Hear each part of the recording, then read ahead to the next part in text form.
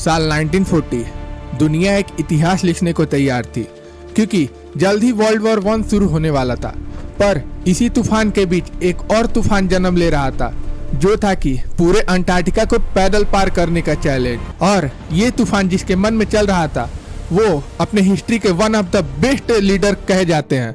नाम है sir Ernest Shackleton. Shackleton पहले भी अंटार्कटिका जा चुके थे, पर वो इससे सेटिस्फाई नहीं थे। इस बार वो पैदल लैंड रूट से पूरा चल के पार करना चाहते थे, और उन्होंने इस मिशन का नाम दिया इंपेरियल ट्रांस अंटार्कटिक एक्सपेडिशन, जो कि उनको फैमिली से ही प्रेरित हुआ था। और इस मिशन को पूरा करने के लिए 28 लोगों की एक मजबूत टीम बनाई गई, जो कि पूरा लिस्ट आप स्क्रीन पर देख सकते हैं। जिसमें से कुछ मेन लोग अर्नेस्ट शैकल्टन, दूसरे फ्रैंक वर्सली कैप्टन और नेविगेशन भी, तीसरे फ्रैंक वाइल्ड छोटा कद पर काम सेकेंड इन कमांड का, एकदम शैकल्टन जैसा काम और माइंडसेट वाले फ्रैंक हर्ली, जो कि फोटोग्राफर थे।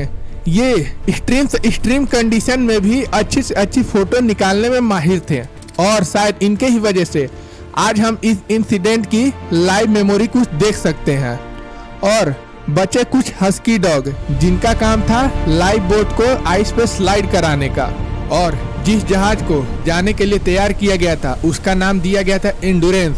ये कोई मामूली जहाज नहीं था, इसको एक खास किस्म की लकड़ी से बनाया गया था, जो कि अंटार्कटिका के भारी बर्फ में चलने के लिए बिल्कुल ही तैयार थी। 5 दिसंबर 1914 को एंडुरेंस साउथ जॉर्जिया आइलैंड से रवाना होती है। मौसम बहुत ही खराब था, तूफानी हवाएं चल रही थी, और शैकल्टन ने जिस रूट को तय किया था सफर के लिए, वो मैप में आप कुछ इस प्रकार देख सकते हैं। साउथ जॉर्जिया आइलैंड से होते हुए वेडल सी को पार करने के बाद उनका पैदल चलने का सफर यहाँ से शुरू होगा। साउथ पोल होते हुए रोज सी तक पहुँचना था। टोटल में ये 2900 किलोमीटर पैदल चलेंगे। उन्हें ये पूरा करने के लिए 120 दिन का समय लगने वाला था। इस रूट का जो सबसे मुश्किल पड़ाव था, वो था ये वेडल सी। ये अंटार्कटिका का सबसे अनप्रेडिक्टेबल आइस फिलेड एरिया था। जनवरी 1950 में एंडुरेंस वेडल सी में इंटर करती है, और कुछ ही दूरी चलने के बाद जो आइस था वो डेंस होना शुरू हो जाता है। शिप को स्लो करना पड़ता है। कैप्टन और क्रू बाइनोकुलर से आगे का रास्ता देखते हैं, कभी लेफ्ट तो कभी राइट।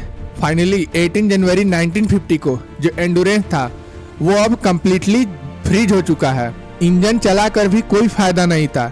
जितना तेज इंजन कर रहे थे, आइस थोड़ा भी हिल नहीं रहा था। कुछ दिन बाद 50 गज दूर इन्हें एक दरार दिखती है।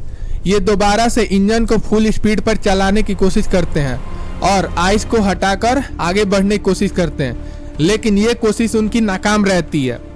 सभी क्रू मेंबर बाहर निकल के छेनी, हथौड़ी और आरी से बर्फ को काट कर हटाने की कोशिश करते हैं, लेकिन यह अभी कुछ खास काम नहीं आता है, और जो जहाज था वो 1 इंच भी अपने जगह से हिल नहीं पाता है। धीरे धीरे ये जो जहाज था वो अपने जगह से 60 माइल दूर पीछे खिसक गया। शैकल्टन ने कहा, हम यही कुछ समय तक बर्फ के हटने का वेट करेंगे। सभी लोग वहीं अपना समय बिताने लगे। कोई गाना गाता तो कोई बाहर कुत्ते और पेंगुइन के साथ खेलता, तो कोई डांस करके सबका मन रखता, और सब कोई रात को शिप में ही खाना खाते।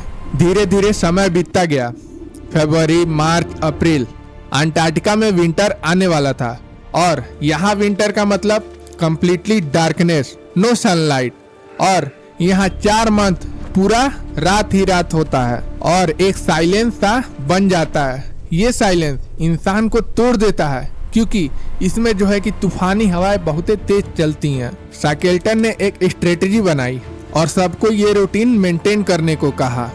इस रूटीन के हिसाब से उठना, खाना, पीना, सोना, खेलना सब करना होगा। समय बीतने के साथ संकट की घड़ी दरवाजे पर दस्तक देने लगी, और 27 अक्टूबर आते आते बर्फ के कोलिजन के वजह से प्रेशर इतना बढ़ गया कि एक बड़ा सा विस्फोटक हुआ और जहाज पानी के अंदर चली गई। कुछ काम नहीं आया, कोई स्ट्रेटजी काम नहीं आई। शैकल्टन ने पहले ही शिप को अबेंडन बता दिया था। क्रू ने इमरजेंसी सप्लाई निकालना शुरू कर दिया था, जिसमें food, tent, sleeping bed, navigation tool और लाइफ बोट थी। शैकल्टन ने सबका मनोबल बढ़ाने के लिए सबसे कहा कि सब लोग जिंदा वापस जरूर जाएंगे, बस हमें हिम्मत रखना होगा। 30 डिग्री से नीचे का टेम्परेचर, 100 किलोमीटर प्रति घंटे की रफ्तार से चलने वाली हवाएं, इन सब को सहना कोई आसान बात नहीं था। खाने की कमी पड़ने लगी और इसीलिए सील और पेंगुइन की भी हंटिंग करनी पड़ी। और इससे भी नहीं हुआ तो कईयों ने तो अपने ही डॉग को ही मारकर उसका मीट खाया। जिस बर्फ के टुकड़े पर टेंट लगाया गया उसके भी क्रैक होने पर टेंट को दूसरी बर्फ के तिली पर शिफ्ट करना पड़ता था और ठंड इतनी ज्यादा थी कि टेंट के अंदर भी खड़े तंबू भी जम जाया करते थे। समय बीतता गया, महीने बीतते गए। अप्रैल 1960 में बर्फ जो था वो अपने आप बहते बहते समंदर के पास पहुंचने लगी।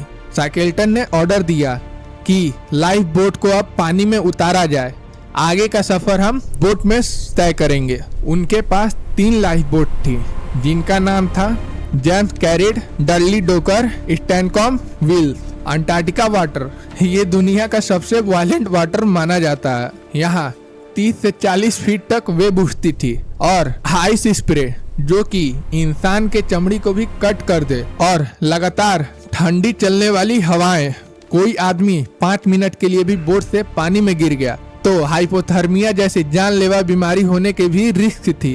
बोट पर सोना एक तरीके से नामुमकिन था क्योंकि उतनी वेव पे बोट लेफ्ट राइट जो डोलती रहती थी। फाइनली 7 दिन बाद उनको एक लैंड दिखाई देता है जो था एलिफेंट आइलैंड। लेकिन प्रॉब्लम भी यही आइलैंड था क्योंकि ये आइलैंड इतना वीरान था कि यहाँ ना कोई जानवर ना कोई पंछी कोई भी दिखाई नहीं देता था और यहाँ इंसानों का पहुँचना लगभग नामुमकिन सा था। अगर यहीं रुक जाते तो दुनिया को कभी नहीं पता चलता इनके बारे में। शाकेल्टन ने सबको संभाला और एक डिसीजन लिया।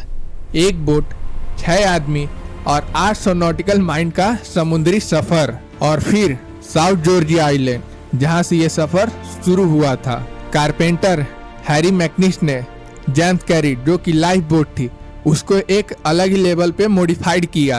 24 अप्रैल 1960 को 22 लोग एलिफेंट आइलैंड पर उम्मीद भरी आंखों से देखते हुए। ये रूट कोई सिंपल सी जर्नी नहीं थी, ये दुनिया का सबसे वायलेंट वाटर में से एक था, साउथर्न ओशियन। एक 22 फुट की बोट के लिए ये कोई सुसाइड मिशन से कम नहीं था। वेब बोट को ऐसे उछाल रही थी जैसे कि एक मैचिस बॉक्स हो। आदमी जो थे वो बकेट से पानी को बाहर निकालते रहे। 15 दिन की तूफानी हवाई और वेव को संभालने के बाद 10 मई 1916 को साउथ जॉर्जिया आइलैंड पर कदम रखते हैं। पर प्रॉब्लम ये थी कि वो रॉन्ग साइड था जहां पर ये लैंड किए थे।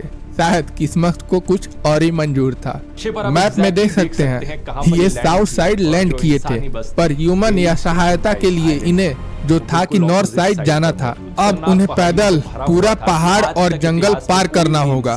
उनके पास थी केवल ये 3 चीजें, एक रॉप और एक आइस एक्स। शाकेल्टन ने डिसाइड किया कि केवल हम 3 लोग ही वहां जाएंगे, मैं खुद, रोसली और क्रेन। बाकी 3 लोग कोस्ट पर ही वेट करेंगे और बोट की देखभाल करेंगे। उन्होंने लगातार 36 घंटे ट्रैक किया, स्नोफील्ड क्रॉस किया, ग्लेशियर डिसेंड किया और माउंटेन को क्लाइंब किया। कभी कभी क्लाइंब करते हुए वो नीचे भी गिर जाते थे, लेकिन दोबारा से मोटिवेशन लेकर क्लाइंब करते हैं। फाइनली उन्होंने स्ट्रॉमरेस वेलिंग स्टेशन देखा। लोगों ने जब उन्हें देखा तो पहचान नहीं पाए।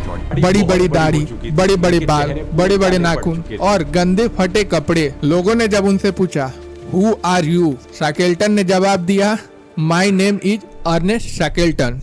और उस मोमेंट पर सिविलाइजेशन वापस आ गई। अब फाइनली मिशन था एलिफेंट आइलैंड पर बसे 22 लोगों को बचाना। शाकेल्टन ने एक जहाज लेके एलिफेंट आइलैंड पर जाने की कोशिश भी की, पर वो नाकाम रहे और 2 अटेम्प्ट और किए, पर वो फेल रहे।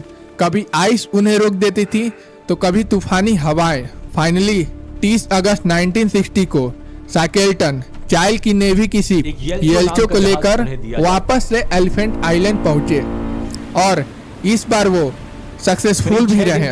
और देखते हैं कि 22 के 22 लोग जिंदा होते हैं। जो वहाँ 22 लोग होते हैं वो जहाज को देखते ही खुशी के मारे झूम उठते हैं, कोई नाचने लगता है तो कोई गाने लगता है।